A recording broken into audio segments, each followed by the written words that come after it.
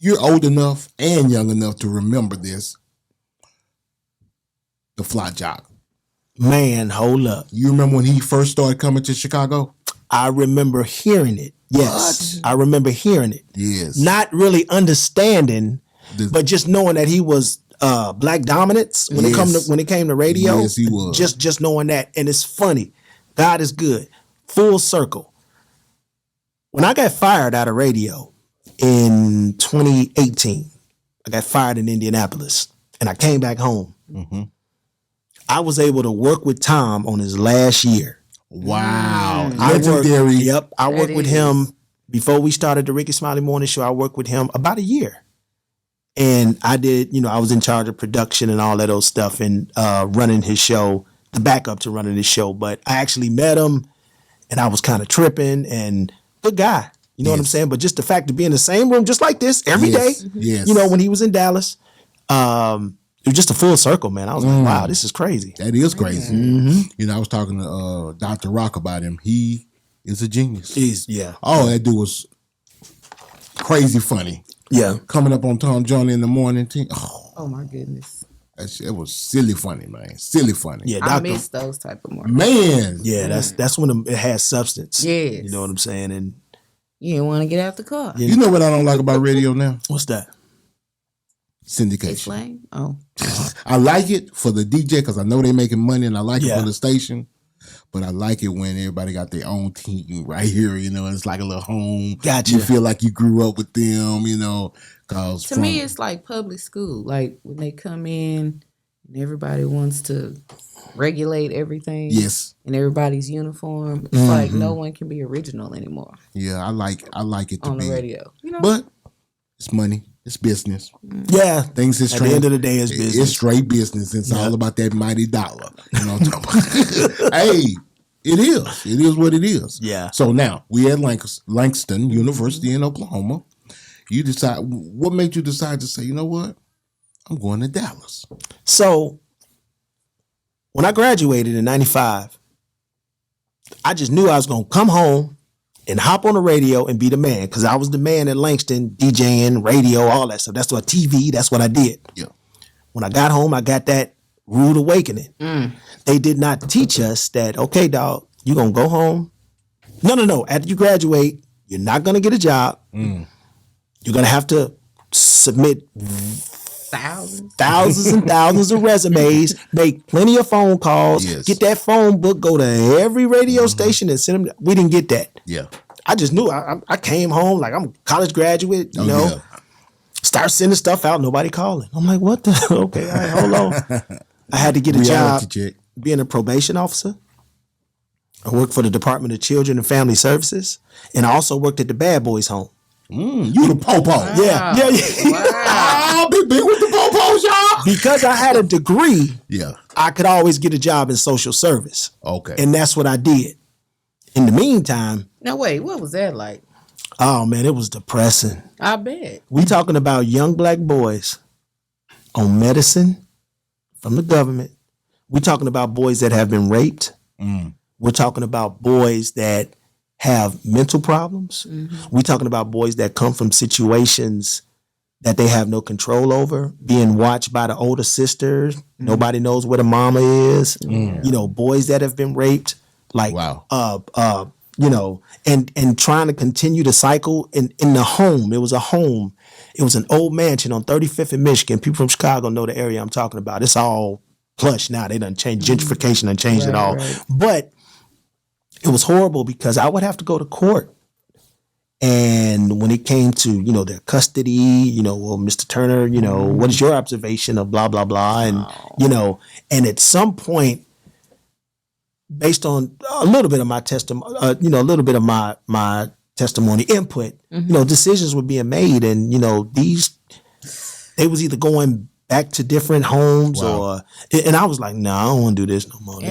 How long did you do that? Like, from 95 to 97, 98-ish. So it was years. And I did it at two institutions too. Damn. So that was, I just didn't want to be a part of that puzzle. Yeah. Were you DJing at nighttime? Nah. Oh, you had. So no wonder you really hated it. Yeah, no, I wasn't. That was the only. That was the only two jobs. That was the two jobs I had. I worked one from 6A to 3. No, 6A to 3, and then the other one from 6 to 10. 6A, 10P. Damn. You know what I'm saying? So, Oh no, that's depressing. but in the meantime, I was still calling people trying to get a job, and like going back to Oklahoma, I would DJ every now and then because I had a name in Oklahoma when I graduated. So I would go do some stuff on the weekend, and come back. But because of my relationships and things at Langston, one of my frat brothers had a club in Denton, Texas. Denton, Texas. And he was like, man, come down and DJ. You could DJ. And I was like, DJ, okay, all right. So how am I make money? He was like, no, we gonna take care of you, blah, blah, blah. You get a job, whatever. So the club never took off. Wow. Or it took off and it didn't do nothing. So now I moved from Chicago to Dallas, lived in Denton, took my whole life in my little room and brought it to an apartment on Archer Lane in Denton, Texas. Drove from Denton to Grand Prairie every day trying to get a job. AK 104. At 105.7. 105. Oh, you was trying to go. Both. It's in the same building. Yes. In the little trailer thing. The little trailer. I was in there every day, seeing all the big dogs, all the Skip Cheatums and Kenny J and Nanette and Skip and, Ken Dow sitting there talking to him and, trying, just listen to him. Here's my air check from college. And he was like, yeah, this is cool. But, because I didn't know the game. I didn't know how it worked. So from there, just grinding, getting in my little 90 Thunderbird with no air. Dude, I was driving a 90 Thunderbird in Dallas, Texas you crazy. with no air. It was Texas, baby. it was so fucking hot. I drove with the windows up. I bet. I drove with them up. Sometimes it feels Wow. good with the Exactly. windows up. I That hot heat, man, say that hot heat get to circulate. Yeah, I say, let me keep these windows up, man. But I did that every day. You know what I'm saying? From Denton to Grand Prairie. From Denton to Grand Prairie and just working the little jobs I had. I worked at Skyview Living Center during the day. Skyview Living Center, taking care of mentally challenged adults. Wow. And I'm talking about wiping ass, not trying to be funny, but wiping ass, Oh, yeah. picking them up, Yeah. And you know whatever what? was necessary. But I learned how to communicate with them. And that helped me on the back end. When you run into people, Yes. like us as public figures, when we run into people that's not normal, Yes. we know. You know. Yes. And we know how to approach Yeah, them. some of these cops feel need to you. go work there. Exactly. No, That's strong. Not being, I'm just But that's real talk, because though. when you're around them, you start being able to spot it. You see it in the eyes. You see it in their eyes, and you know. And a lot of times, people are, I ain't gonna say embarrassed, but they are apprehensive about bringing her. And I was like, no, I understand. Bring her home. How you doing? Yeah. I know how to communicate with people, who have some of those conditions. Exactly. Wow, that's beautiful. Say, did you rub the Blue Star yet? No, let me do that. I rubbed it on accident, but I didn't realize. Okay. I touched it like 3 times. Yeah, I Is like it? that. I need that. We gotta have that. That's a big deal. I need that. That's awesome. Yeah, because that's that positive energy. That's what it is. That's all that is. It ain't got nothing to do with the Cowboys until it's Cowboy season. You know what I'm saying? But while Yes, sir. Yeah, you got to keep positive energy for the Triple D and the Funk. Yeah, you know what I'm that talking is. about? And everywhere in between. Yes, You know sir. what I'm talking about? But so when did it break? So going back and forth from Denton to Grand Prairie finally paid off. One day I was DJing in the clubs. When did I get my first job? My boy Faz. Something was happening at the Sheraton on 35, the old Sheraton on 35, and I auditioned to be an opening DJ for Reggie D. Oh, yeah. At Safari West over there on 30 and Collins. Oh, yeah. But it was all based on this demo tape that I did that they almost threw out. Fast and this dude named Gil was listening to it. Gil worked for James Price. I know Gil. Okay, well, there you go. He's the Gil. worst ever. That dude was doing me bad, dog. Gil. I'm talking about doing a party, leaving the party with $24. Wow. $8 an hour. I was an employee of whatever the company was at that time, and I would make $24 No Vaseline. on the Oh, weekend. yeah. I mean, what was they called? Night something for them. Yeah, whatever. Yeah, I was yeah. like, what? The $24? But I was like, you know what? That's what it is. I'm gonna break through. So that's what it is. It humbled me. It but, did. But I would do that, and they listened to my demo, and the second half of the mix was better than the first because the first was like a bunch of R&B stuff. But the last 20 minutes of the mix had make them say Southside, Show Enough, Sex Faces. No, they was like, okay, all right, now he's playing some stuff. Anyway, I started opening up for Reggie D at Safari West. Okay. Reggie D is the ultimate person to me because he didn't have to give me the down south game, meaning that, okay, look, man, down here, you just need to hit him with this record here. You know what I'm saying? Here go another record you need. Yep. Take this record. And DJ, oh man, he gonna kill me. It's another DJ gave me my first set of records, and I can't even think of his name. His real name is Dedrick. Romeo. Yeah, that's my brother. Romeo met me on Loop 12 somewhere. I was like, hey man, you're gonna need these records. Cause I guess he saw something in me. Yeah. And I never forgot that. That boy DJ Romeo was a Shout beast. out Yeah. DJ Romeo. Yeah. Romeo was, man. I used to go watch him DJ too. Like, man, like, dude, okay. That boy, that was crazy. Cause I used to write the records down. I didn't know the records. They were like, so yeah, down here. That boy was crazy. They don't want to hear that house. You right? Yeah. Just telling you got potential. I did a party at the Holiday Inn in Denton. Yeah. And I was playing all Tribe and Method Man and Red Man. No. And these dudes was like, hey, dude, like, this ain't the East Coast. what is this shit you playing? I was like, oh, dude, come on, man, this Red Man. He's like, no. Yeah. So Reggie, Romeo, and Mr. Ed, other DJs. Mr. Ed, my boy. Yeah, other DJs, coming up, Smooth, TDK all day. Man. TDK is my best friend. TDK, we had, so after opening up for Reggie, Yeah. I got a job at Diamonds in the Cliff, Spud Old Club. Oh yeah, next door to Spuds. So once I did that, stuff just started happening because people saw, I was good on the mic, I was DJing, and people just started saying, okay. So it just started going from. What year was that, Bink? Shoot, that was maybe 2000, Okay. 99-ish, 2000. Okay. You spoke about Jamie's in the beginning. Jamie's was everything. We broke so many artists out of Jamie's. Come on, bro.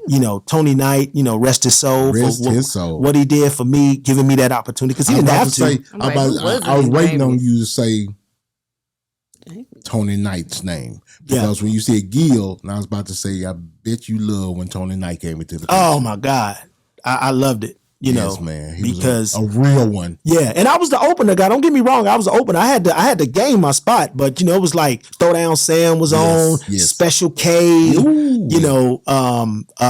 Sweet Pea, using prime environment for learning. Yeah, exactly. It was all a learning experience. And then one day I forget what happened, and I was on that night, and I killed it. Yes. And from that day till today, things have just been escalating and de-escalating and learning and taken away and just all kind of stuff. And the radio, DJing at Gigi's, Park Avenue. Yes.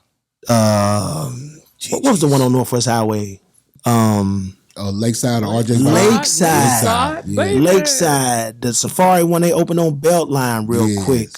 Crystals. You know what I'm saying? Like, it was Jamie's, brother. I mean, yeah, Jamie. It was Jamie. Jamie solidified me in the city. Jamie's is the one that solidified you in the city. Because I went there to see you DJ one time, and I said, God, dang, that boy in there jamming. Yeah, we had a good time. And you know what? It was kind of in the middle between the Triple D and the Funk. Oh yeah, they could just meet in Arlington. Exactly, right on 360. Yeah, and we got a lot of people, from both sides of town, and that club transformed and set a lot of things in place, man. That a lot of these clubs don't get enough credit, man, because I know that era is gone, but. At the end of the day, a lot of relationships was cultivated. Yes. A lot of records were broke. A lot of lives were changed. Yes. My life was changed. You know why? Yes. Why? Because that's where I met my wife. At Jamie's? At Jamie's. Wow. I met my wife. Super tight exclusive. Super tight exclusive. I met her, and 2 kids later, arguments later, a house later. We've built this relationship, this, I don't want to say dream, but this life together. Yes. And we're still together to this day. You said what? Can find love in the club. Y'all back there, don't lose hope, okay? Okay, geez. Might roll up on the big Bink. Man, hold up.